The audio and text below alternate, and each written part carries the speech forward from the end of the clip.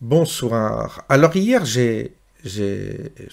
me promenant, j'ai évoqué le problème de la sortie de l'euro, le retour au franc, le retour de la souveraineté monétaire. Et bien que je ne sois pas économiste, j'ai une expérience concrète puisque j'ai créé mon entreprise. J'ai travaillé avec des fournisseurs extérieurs de la communauté, enfin extérieurs de la France, j'entends. On emportait de la cire d'Italie, on a essayé de travailler avec l'Espagne, on a travaillé également avec la Belgique, et à l'époque, l'euro n'existait pas, donc des, il y avait des taux de change qui régulaient nos échanges commerciaux. J'ai donc expérimenté, si vous voulez, d'une manière concrète, l'autonomie financière en créant mon entreprise. Et c'est là que ça m'a donné, si vous voulez, une vision et une perspective sur les réalités de notre économie française que n'ont peut-être pas ceux qui n'ont jamais entrepris, et ceux qui ne se sont pas mis à leur compte parce qu'ils ne savent pas par où on doit passer, quels sont les ingrédients, multiples ingrédients qui font que votre entreprise fonctionne ou pas, qu'elle fait des bénéfices ou pas, et quels sont les paramètres qui nous permettent de nous en sortir ou pas économiquement. Donc la sortie de l'euro, j'étais contre déjà l'euro. J'étais contre l'euro. Quand j'ai vu arriver l'euro, je me suis dit c'est une farce. On va avoir une explosion des prix. Ça va être une occasion pour beaucoup de fournisseurs d'augmenter leurs prix, de faire pour certains un rattrapage des prix, ce qui a été le cas dans bien des situations. Et c'est évident que le particulier allait se faire avoir, donc ça crée une inflation qui n'a pas été mesurée à l'époque, puisqu'il y avait un système de propagande, comme toujours, pour valider l'euro en disant que c'était pas du tout un facteur inflationniste, et alors que c'était tout à fait le contraire, puisque moi-même j'ai compris, j'ai vu qu'il y avait une forte inflation des prix suite à l'euro, et après tous, il suffisait d'aller boire son café, d'acheter une baguette de pain, vous voyez bien qu'il y a eu une inflation, mais XXL. Et donc les salaires n'ont pas suivi. Et ça a été voulu. Ça a été voulu, ça a été en tous les cas intégré par ceux qui nous ont amenés à l'euro, parce que ceux qui ont fait la promotion de l'euro, les économistes qui faisaient la promotion de l'euro, les économistes et les politiques, ne savaient pas comment réformer la France. La France qui suivait une voie vers une forme de dépendance de la dette de plus en plus grande, et également vers une baisse de la compétitivité de la France. Et en gros, la venue de l'euro, ça a été une dévalorisation du franc qui a été masquée, bien entendu, parce qu'on s'est aligné sur, le mark. L'euro, 1 euro valait quasiment un mark. Et donc, ça a permis, si vous voulez, à la France de la rendre, dans un premier temps, plus compétitive, puisque les marges ayant augmenté, les prix ayant augmenté, et les salaires ayant stagné, ça a permis de faire un rattrapage de marge pour les entreprises qui exportaient. Ça, c'est une chose. Mais il y a eu, si vous voulez, ensuite, en dehors de l'Union européenne, il y a eu, bien entendu, une compétition rude entre les pays émergents et nos pays qui ont été amenés à délocaliser beaucoup de leurs entreprises, bien entendu, dans ces pays émergents, de façon à augmenter leurs marges également, toujours la même chose, une recherche de marge, parce qu'il faut voir que les entreprises cherchent toujours à augmenter leurs marges pour faire des bénéfices, elles sont faites pour faire des bénéfices et augmenter leurs marges, c'est le système capitaliste, et donc il y a eu, après l'euro, une vague de délocalisation qui s'en est suivie, puisque l'ouvrier français n'étant pas assez compétitif par rapport à l'ouvrier chinois, eh bien, ils sont tous partis, se sont tous barrés en Chine, en Inde, enfin, et dans les pays du Maghreb, là où le coût de la main-d'œuvre, et dans certains pays de l'Est, là où le coût de la main-d'œuvre était plus bas, de façon toujours pareille à fabriquer et à moindre prix et pouvoir avoir justement pour pouvoir avoir des marges tout en se vendant sur un marché européen à des prix raisonnables. Cette rencontre des prix est très importante et c'est pour ça que je pense qu'on a beaucoup de mal à appréhender ces problèmes monétaires d'un point de vue simplement, on a beaucoup de mal à les appréhender d'un point de vue technique. On les appréhende sur un plan idéologique en disant on perd notre souveraineté, donc c'est normal qu'on parte de l'euro pour retrouver notre souveraineté. Mais le souci dans tout cela, c'est qu'on a été pris dans un système, et c'est pour ça que j'étais contre l'euro dès le départ, et comme beaucoup d'ailleurs, nous étions plusieurs à nous opposer à l'euro. Malheureusement, nous l'avons subi, et ça a eu des conséquences déjà directement, nous Français, sur notre pouvoir d'achat. Il est vrai que par le biais des délocalisations, on a retrouvé notre pouvoir d'achat sur certains produits qui étaient vendus à bas prix parce qu'ils étaient fabriqués à l'extérieur de l'Union européenne. Ça aussi, c'est un facteur à prendre en compte. Et en même temps, si vous voulez, comme les entreprises ont délocalisé, le secteur industriel, bien entendu, s'est effondré, on est passé de 30 à 8%. Donc, et puis, dans beaucoup de secteurs d'activité, on a de moins en moins créé de la richesse, on est devenu une forme de société avec des emplois inutiles, c'est-à-dire qu'on a embauché énormément, on a un quart de la population active qui est fonctionnaire, on a embauché énormément dans les administrations, on voit bien que on a fabriqué des emplois qui étaient fictifs, c'est ce que dit Charles Gave. Alors, vous verrez, j'ai mis les liens en description de personnages qui sont intéressants.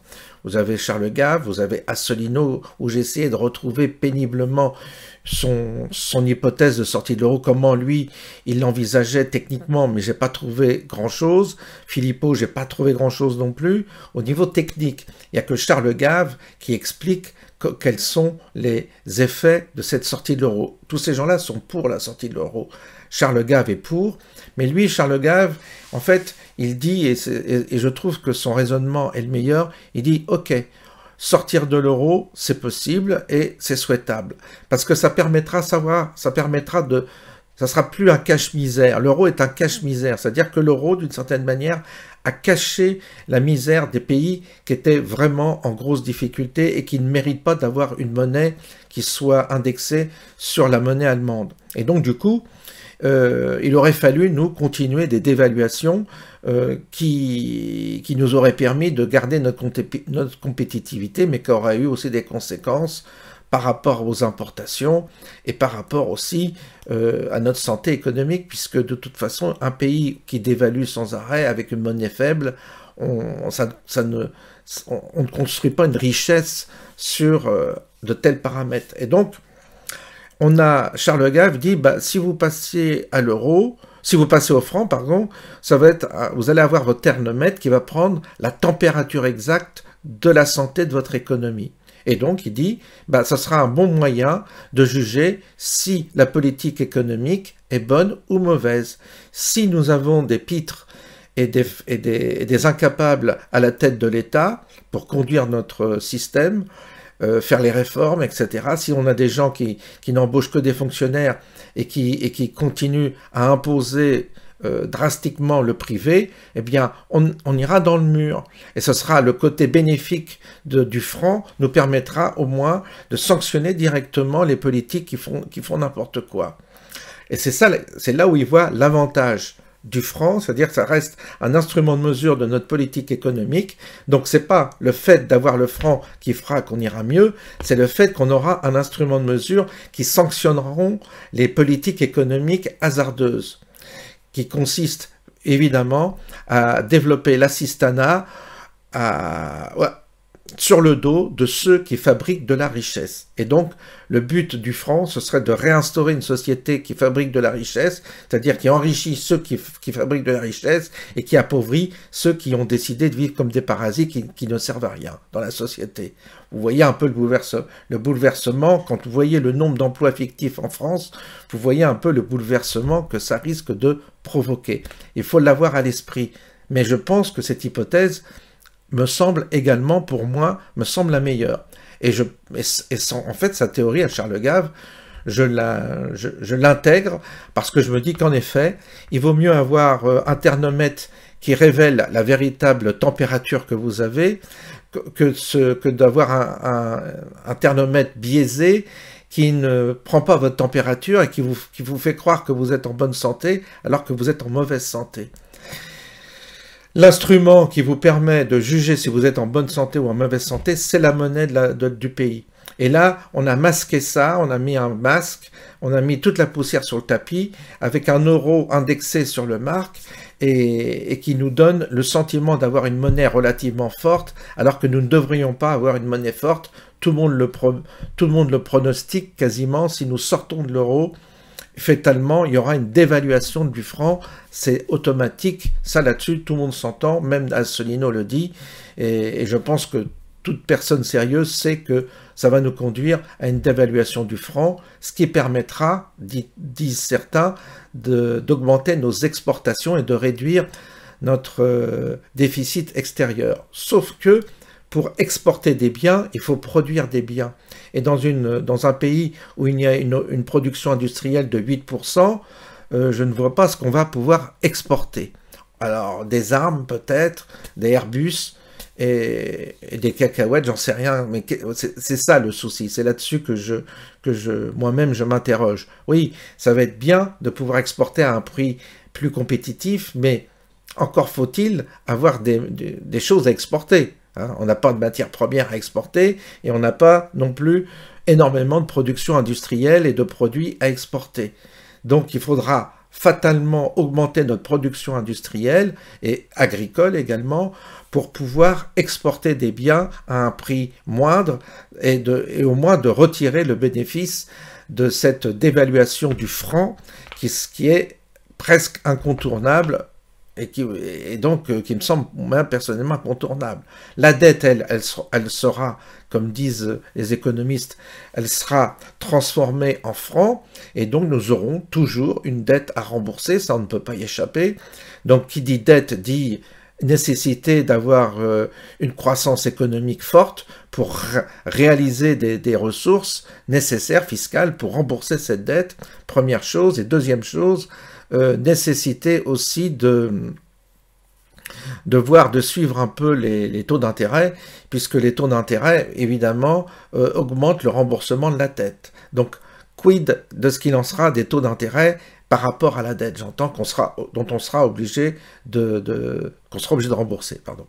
Et pour finir, sortie de l'euro ou pas, l'hypothèse, je crois, moi personnellement, c'est que c'est pas nous qui allons nous poser la question si nous devons sortir de l'euro ou pas. De toute façon, je pense que les candidats, la majorité des candidats n'en ont pas tellement envie.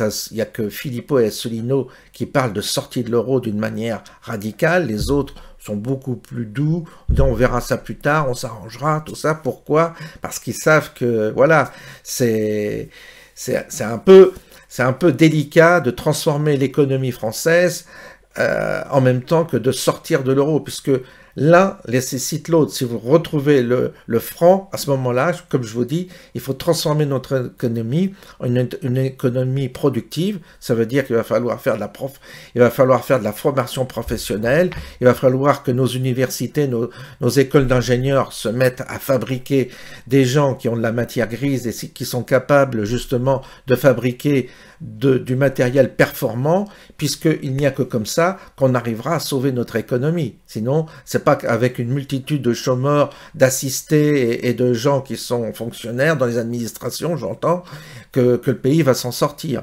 C'est évident. Donc, la sortie de l'euro implique justement des réformes tellement brutales et tellement exigeantes que les politiciens qui sont censés avoir le pouvoir sont un peu inquiets de ce côté-là. Et c'est pas évident à réaliser parce que ça nécessite un changement de mentalité que les Français n'ont pas encore abordé. Ils disent oui, sortir, mais ils ne comprennent pas que derrière sortir de l'euro, il y a un changement d'état d'esprit à adopter. Et c'est ça qui va avec, normalement, qui doit aller avec. Et ça, personne ne le dit, ça. Personne n'annonce la couleur. Il faut annoncer la couleur si on veut être cohérent de début jusqu'à la fin. Et c'est là, de mon point de vue, qu'il y a une forme d'hypocrisie, une forme de démagogie aussi dans ce slogan « sortir de l'euro ». Moi, je suis pour qu'on sorte de l'euro, mais c'est pas le problème de sortir de l'euro. Moi, je suis pour qu'on sorte de l'euro, mais que derrière, on puisse avoir une production qui augmente, industrielle, qu'on ait des ingénieurs, qu'on ait des gens extrêmement performants dans leur activité, des bons artisans, enfin qu'on soit les meilleurs dans beaucoup de domaines, ce que était la France autrefois, de façon à vendre nos produits pour obtenir une croissance et pouvoir ensuite avoir des hôpitaux de qualité et avoir des services publics de qualité, etc. Voilà un peu comment je vois les choses. Voilà, mais pour finir et pour conclure, je dirais que vous inquiétez pas, moi je pense que les Allemands, c'est eux qui vont nous mettre dehors. Parce que les Allemands, eux, ils vont comprendre à un moment donné que leur intérêt, c'est de ne plus rester dans l'euro. Vous savez, quand vous trimballez des casseroles un peu partout, eh bien, il y a un moment donné où vous avez envie de couper les fils de ces casseroles et vous faites votre vie tout seul. Et les Allemands, beaucoup de politiciens allemands, eux, militent pour la sortie de l'euro, mais dans leur avantage. Eux, ils estiment qu'ils seront avantagés en sortant de l'euro directement parce qu'ils garderont, ils conserveront. C'est ce qu'on croit, peut-être qu'on se trompe aussi, mais compte tenu de leur industrie, de leur appareil industriel, de la qualité de la fabrication de leur, je dirais, de ce qu'ils font, de leur outillage, de leurs voitures. Bon, les voitures, on voit que ça a évolué tout ça, mais en gros, les Allemands sont quand même très fabriquent du haut de gamme en termes d'industrie et leurs outils sont toujours recherchés, enfin tout ce qui est machine, outils est très réputé, mais pas que, il y a plusieurs choses qui ont de la réputation dans le savoir-faire allemand, et les Allemands, ils ont toujours eu une monnaie forte, ils ont toujours, pas toujours, mais pour ces dernières années, oui, ils ont eu une monnaie forte, et ils ont aussi des capacités industrielles bien plus fortes que nous, et du coup, ils ont peut-être, eux, intérêt à sortir de l'euro et à ne plus avoir derrière eux les dettes des pays latins qui, eux, sont endettés comme l'Italie, l'Espagne, le Portugal, la Grèce, enfin tous ces pays-là, la France,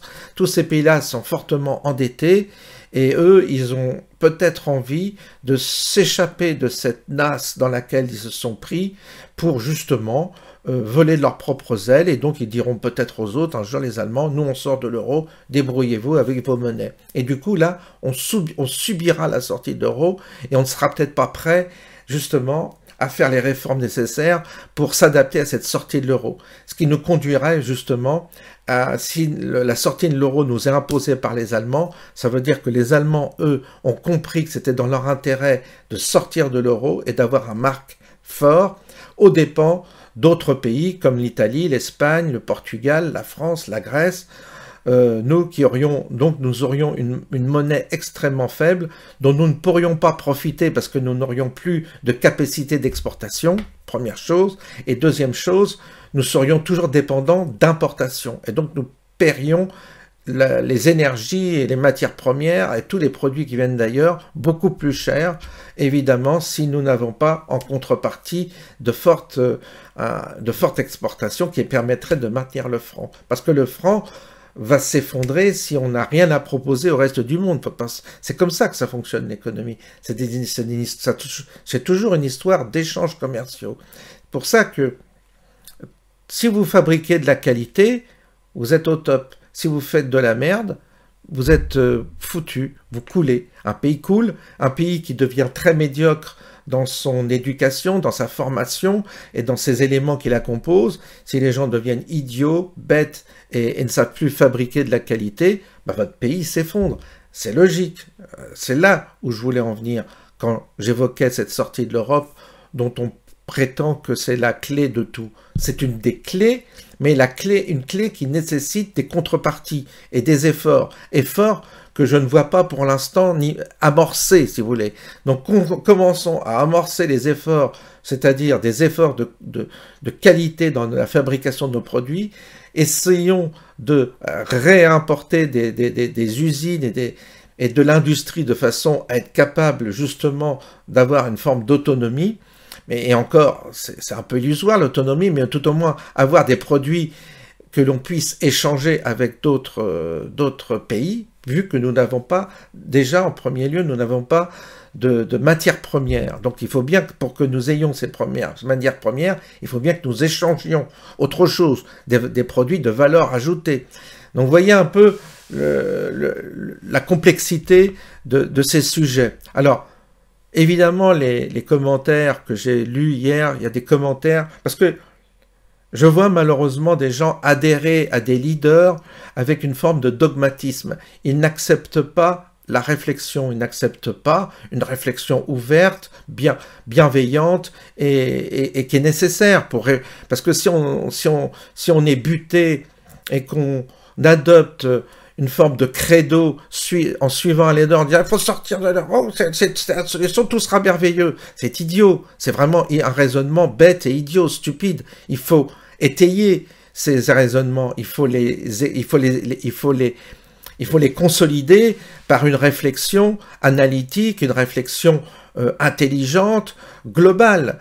Et je vois des gens très simplistes dans leurs commentaires et même parfois bruts de décoffrage, des gens qui... parce que tu n'as pas dit exactement au poil près ce que dit Philippot, tu es excommunié. Donc là, on a affaire à une population fanatisée par des leaders, et comme tout fanatisme, ou comme tout credo, c'est comme un credo religieux, c'est-à-dire que tous ceux qui n'observent pas la doxa qui est enseignée par leur leader sont immédiatement excommuniés, châtiés et même insultés. J'ai reçu des insultes de gens qui adhèrent au mouvement de Philippot parce qu'ils ne supportent pas qu'on puisse avoir une analyse critique des slogans et qu'on cherche les solutions, on cherche les conséquences, on cherche les contreparties de ce qui est proposé et là on ne trouve plus rien. Parce que critiquer l'euro, c'est très facile, critiquer l'Europe, tout ça, on peut le faire, et ça, je suis d'accord pour qu'on le fasse, mais critiquer, c'est une chose, mais proposer, c'est une autre. Et proposer avec des arguments simplistes qui sont du niveau de la maternelle, ça ne va pas. Il faut ensuite échafauder un plan théorique qui tienne la route. C'est ça le sujet. Et là, il n'y a plus personne, malheureusement. Alors, je vous ai mis en description, je n'ai pas fait de séquence, mais je vous ai mis en description une analyse de sortie de l'euro qui est plutôt optimiste et qui est, d'ailleurs, il faut que je vous donne, qui est expliquée par Jacques Sapir. Et lui, oui, il a un point de vue, si vous voulez, intéressant. Alors, si vous voulez voir sa vidéo, vous allez la voir en description.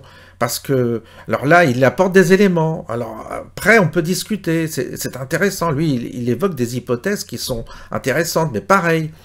C'est un technicien de l'économie. Il a eu des fois, je vois que dans Jacques Sapir, c'est quelqu'un que j'ai suivi un peu au cours du temps. Il y a des fois où il s'est planté sur ses projections, sur ses analyses. Il a fait des prévisions qui ne se sont pas produites. Donc attention, les économistes ne sont pas non plus des scientifiques. Ce sont des gens qui spéculent à partir de données et à partir à partir de l'histoire de l'économie, ils font des projections et ils se plantent parfois. Sinon, ils seraient tous richissimes, ils réussiraient tous parce qu'ils feraient les bons placements en bourse, etc. Voilà un peu où je voulais en venir. Donc, Jacques Sapir, vous pouvez le consulter. Charles Gave, c'est pareil, il y a une grande interview avec sa fille, ça vaut le coup d'aller l'écouter, il explique tout ça très bien. Et puis, il y a aussi une interview entre François Asselineau et Philippe Béchade, qui est aussi intéressante. Voilà, tout cela est intéressant, ça participe à la réflexion. Je sais que, voilà, c'est pas du tout... j'ai voulu... je reviendrai pas trop sur la question, mais je voulais quand même approfondir cette question que j'ai abordée en me promenant comme ça, mais sans trop d'éléments. Et là, je suis allé voir des éléments concrets. Et je m'aperçois que j'ai tout à fait raison d'évoquer la question de la sortie de l'euro comme une vraie question qui nécessite des réponses techniques d'économistes reconnus. Il faut savoir que les gens qui sortent de l'ENA ne sont pas des économistes. Asselineau était inspecteur, je crois, dans le domaine de la finance. Philippot était employé haut fonctionnaire au ministère de l'Intérieur. Ce sont des gens qui sont intellectuels et qui sont capables, évidemment, d'avoir un projet politique, mais ce ne sont pas à proprement parler de purs économistes, c'est-à-dire des gens qui connaissent parfaitement l'économie. D'ailleurs, ces gens-là n'ont pas, eux, créé d'entreprise, ni créé d'emploi. Et c'est bien, je crois, pour avoir une crédibilité en économie, je pense qu'il faut être capable de comprendre comment fonctionne une entité économique. Et même si on n'est pas un intellectuel hyper cultivé, hyper performant, le fait d'avoir soi-même réussi à créer une entreprise, à créer des emplois et à voir comment tout cela fonctionne dans leur complexité et dans l'environnement, dans l'environnement dans lequel on vit, dans l'environnement du pays dans lequel on est, et d'avoir pu comparer avec d'autres pays, parce que c'est ce qui m'est arrivé en tout cas. Donc c'est intéressant. C'est intéressant d'avoir ces expériences pour comprendre les choses. C'est comme une maladie, si vous voulez. Quand vous êtes passé par certaines souffrances, certaines épreuves, vous avez plus de connaissances sur les mécanismes de la maladie que quand vous la voyez d'une manière extérieure et que vous n'êtes pas concerné. Bref, comme tout, il faut expérimenter les choses. Et là, on a beaucoup de gens qui ont été fonctionnaires, de hauts fonctionnaires, qui nous font la leçon pour tout, mais ils ont eux aussi des carences, c'est-à-dire qu'ils n'ont pas eu certaines expériences que d'autres ont eues. Et je pense que c'est nécessaire, moi, dans la vie, d'expérimenter les choses et d'avoir des expériences multiples et variées pour bien comprendre justement comment fonctionne une société humaine. Et la monnaie est une question extrêmement complexe, c'est ce que dit Charles Gave. La monnaie, c'est hyper complexe. Qui peut prétendre, d'ailleurs il le dit avec humilité, qui peut prétendre dresser un plan défini à l'avance de l'évolution d'une monnaie, tellement les paramètres sont multiples et variés. C'est lié parfois même à l'esprit d'un peuple, à son moral, à sa dynamique, c'est lié à sa géographie, c'est lié à une conjoncture géopolitique, c'est lié à des éléments extrêmement variés et différents qui font que personne, mais personne, il le dit, Charles Gave, lui, il ébauche des hypothèses, mais il dit en toute humilité, puisque personne n'est vraiment capable de savoir ce que deviendra demain une monnaie, comment elle évoluera, tellement il y a de facteurs qui sont en jeu. Voilà. Je vous souhaite une bonne écoute et une bonne nuit. C'est-à-dire que, pour répondre directement à la question, moi, ce que je conseille aux gens de faire, d'abord, la première chose à faire, moi, ce que je me suis appliqué à moi-même, c'est d'essayer de s'acheter son propre logement. Déjà, l'immobilier, c'est quand même sur longue période quelque chose qui ne trompe pas, et puis vous avez toujours besoin de vous loger. Premièrement, c'est ça. Deuxièmement, c'est effectivement d'avoir... si possible, si vous avez de l'argent. Je m'adresse à des gens, ça dépend de la fortune des gens. Mais ça peut être aussi, éventuellement, un petit appartement, un studio pour un ou deux enfants. Bon. Ça peut être aussi quelques jolis, je sais pas, un joli tableau, un beau meuble, etc. Ce sont des choses qui sont concrètes. Il faut garder un petit pourcentage pour de l'or métal ou de l'argent métal. Je suis d'accord avec Philippe. En général, on dit 5 à 10% du patrimoine parce que quand tout s'effondre avec vos monnaies, les crypto-monnaies, les trucs et les machins, si tout s'effondre et qu'il n'y a même plus d'ordinateur, même plus d'électricité, depuis que le monde est monde, et si vous avez une pièce en or, c'est accepté partout, dans toutes les civilisations, à tous les moments, sur tous les continents. Hein. Donc avoir quand même une petite réserve en or physique, surtout pas d'or papier. Et puis, si vous avez des disponibilités, ben vous faites effectivement comme les Italiens, les insiders, ceux qui savent comment ça marche. Les très grandes entreprises, les très grandes fortunes vont placer leur argent en Allemagne, puisque quand ça va exploser, les créances sur la Bundesbank deviendront des nouveaux Deutschmark. On peut anticiper que le nouveau Deutschmark grimpera de l'ordre de 35% par rapport au cours pivot vis-à-vis du dollar, de l'euro. Et la France, le nouveau franc, perdra 10 à 15%. La lire, moins 35, et le drachme, moins 50. En fait, on retrouvera l'évolution qui a été masquée par l'euro des monnaies, de ce qu'aurait été le cours des monnaies si elles avaient pu fluctuer librement depuis 1999, le moment où on a verrouillé. Voilà quels sont, pour ce qui me concerne, mes conseils de placement. Sont absolument nécessaires. Il ne sert à rien de dire sortons de l'euro, nous réglerons tout. Pas du tout. La façon dont ce pays est géré ne va pas du tout non plus. Donc si une sortie de l'euro demande aussi des réformes structurelles. C'est-à-dire pour une raison très simple, c'est que dès qu'on sort de l'euro ou que l'euro disparaît, mais il y a quelque chose qui est important, c'est que les gens qui ont créé l'euro, et Attali s'en est vanté à plusieurs reprises dans des discours, ce qui prouve qu'il est vraiment bête. On fait l'euro de telle façon que si l'euro disparaît, s'il saute, l'Europe disparaît. Puisque si vous sortez de l'euro, si vous avez été dans l'euro et que vous en sortez, vous sortez de toutes les institutions européennes ipso facto. Ce qui est tout à fait étonnant. Donc ça veut dire que si pour X, Y, Z, l'euro ne tient plus, et que personne ne sort, mais il disparaît. Plus personne n'en a sur la marche parce que ça devient impossible. Hein. On se rend compte que c'est une impossibilité technique, on n'y arrive pas. Donc les monnaies nationales réapparaissent. Qu'est-ce qui arrive à ce moment-là à la construction européenne ? Puisque si l'euro disparaît, la construction européenne n'existe plus. Le Bruxelles n'existe plus, plus rien n'existe. On se retrouve devant une page blanche.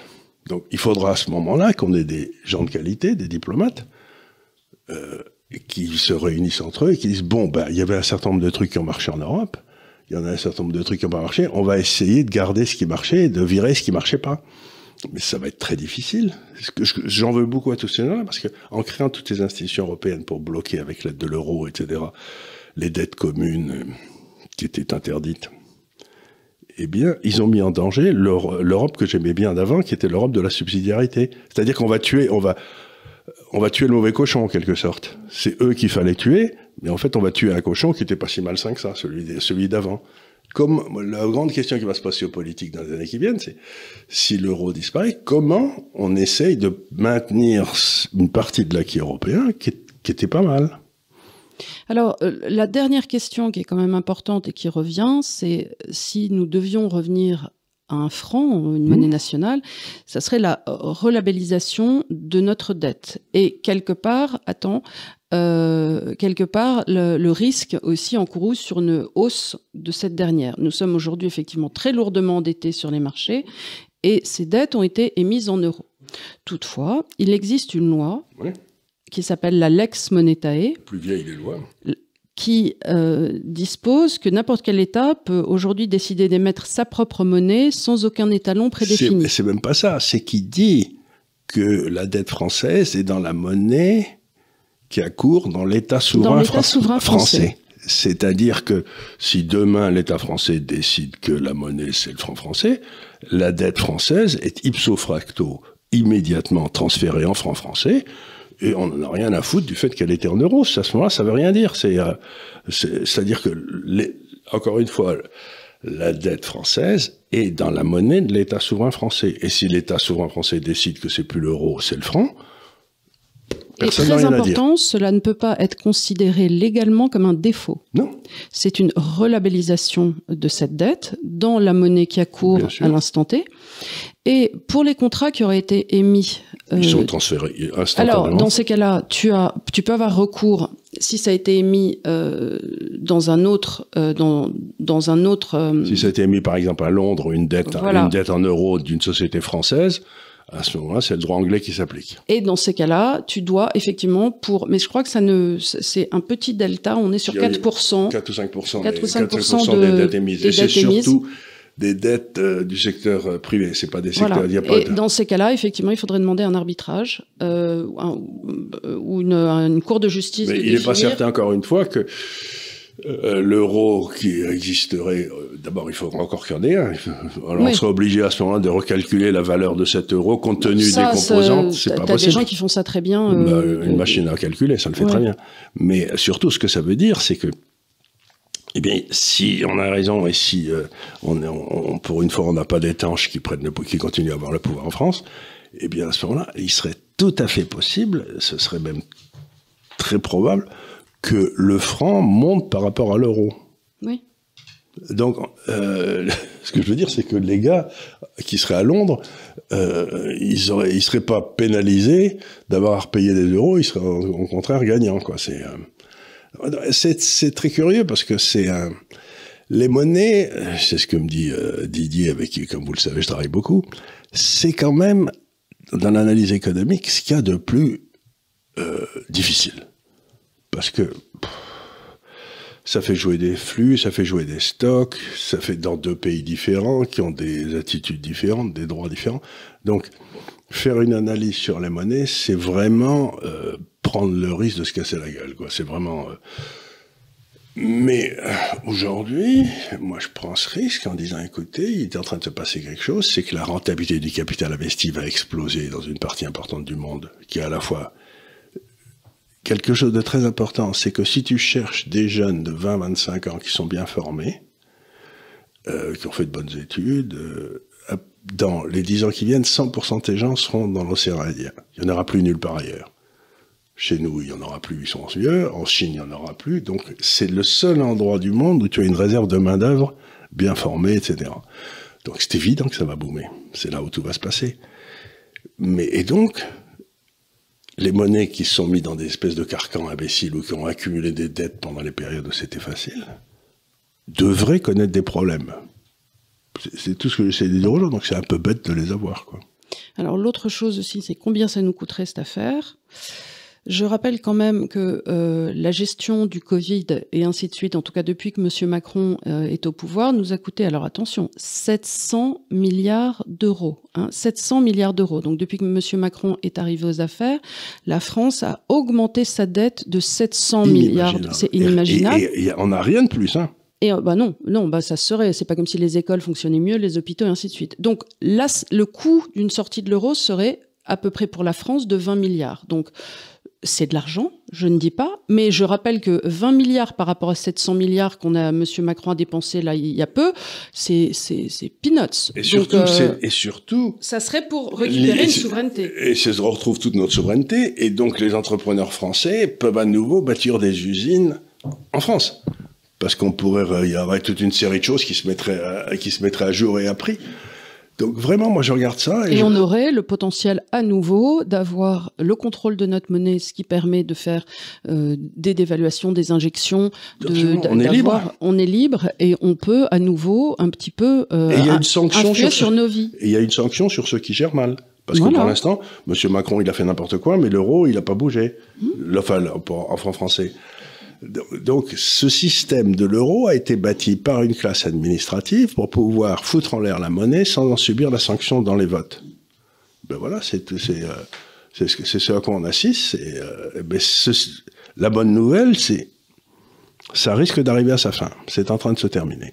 C'est ta fameuse phrase, il vaut mieux la fin dans l'horreur qu'une horreur sans fin. Exactement. Et l'euro... Alors, écoute, moi, je croise les doigts parce que à chaque fois, on se dit, ça va... Qu'est-ce qu'ils vont inventer encore? Qu'est-ce qu'ils vont inventer encore? Alors, qu'est-ce qu'ils vont inventer encore et sur lequel vous devez rester extrêmement vif et alerte, c'est la mutualisation des dettes. Si vous voyez arriver... Parce que ça peut paraître une bonne idée. On se dit, bon, ben voilà, mettons tous nos goûters en commun, comme ça, on aura un gros truc bien dégueulasse pour tout le monde. Et surtout, ce qui se passe, c'est que celui qui a amené un bon goûter pour lui, et il y en a 2 dans la classe là qui n'ont pas amené de goûter, ben lui il se retrouve avec moins de goûter, les autres en ont plus. C'est pour ça que les Allemands sont pas du tout d'accord pour la mutualisation de la dette. Hein. Mais encore une fois, vous n'êtes pas d'accord, vous l'aurez quand même. C'est ce qu'ils nous ont fait avec Lisbonne. Hein. Vous vouliez pas de Maastricht, et ben vous l'aurez quand même, bande de ploufs. Et surtout, ça nous permettrait, s'il y avait ça, comme il y aurait toute une classe qui serait complètement dévalorisée, toute cette classe qui nous a amenés dans ce merdier dans lequel on est, eh ben on pourrait peut-être voir surgir des nouvelles têtes politiques. Oh là là, mon Dieu. Hein, on pourrait voir, on les renverrait, on dirait allez, vous allez. Je ne sais pas si vous avez le même sentiment que moi, mais quand je vois des gens parler au nom de Renaissance, des partis de Macron, j'ai toujours l'impression de voir la même personne. C'est-à-dire que je confonds les ministres quand je vois Olivia Grégoire ou l'autre. Je confonds tout parce qu'ils parlent de la même façon, ils sont interchangeables, ils ont le même goût, ils ont la même tête, ils ont les mêmes costumes. Plus personne n'a de saveur, d'odeur, c'est les mêmes. C'est des clones. Ça permettrait d'amener Jean Lassalle au pouvoir. Ce serait là, il y aurait des gens qui auraient vraiment l'embêtance. Oui, n'empêche qu'on rigole, mais personne ne parle comme notre Jean Lassalle. D'abord, on ne le comprend pas toujours. Oui, qui veut voir le sketch, le fameux quand il parle de repasser les points de son permis à l'Assemblée nationale. C'est quand même un grand moment. Non, mais donc je veux dire, il y avait autrefois des gens qui étaient dans la politique française, des gens à la salle, il y en avait 40, 50, 60 ou 80.